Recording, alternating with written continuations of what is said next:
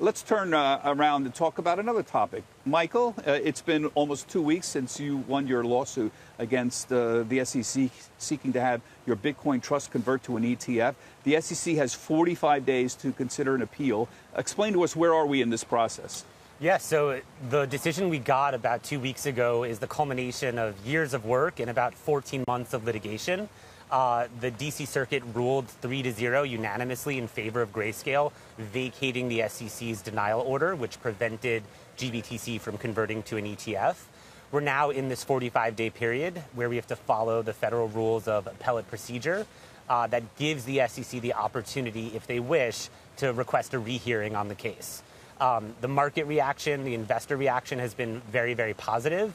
There's not only a lot of enthusiasm in the underlying Bitcoin market, but certainly seen a tremendous tick up in volumes in GBTC and interest. Have seen the discount to net asset value continue to shrink since the decision came out. But all of us, Grayscale, our investors, the team as a whole, the community, waiting for this 45-day period. Yeah, so the problem here for the SEC, it seems to me, that the court squarely rejected, folks, if you didn't hear this, it rejected the very basis on which the SEC has been denying a spot Bitcoin ETF for the past several years. The court said, in essence, hey, you guys approved a futures-based Bitcoin product.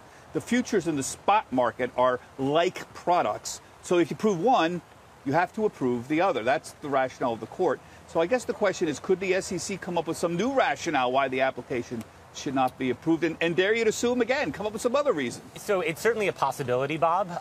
We recently, though, submitted a letter to the SEC since the decision came out.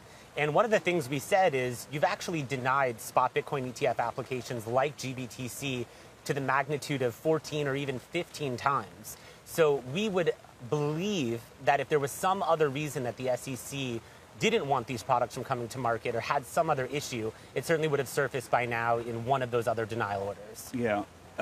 So there's 9 applications for a spot Bitcoin ETF, including yours.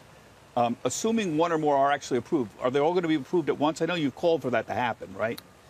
I think the SEC has a real opportunity to ensure that they're not picking winners and losers in this market. We have long been prepared for a world in which there are multiple spot Bitcoin products, there are multiple Bitcoin futures products on the market.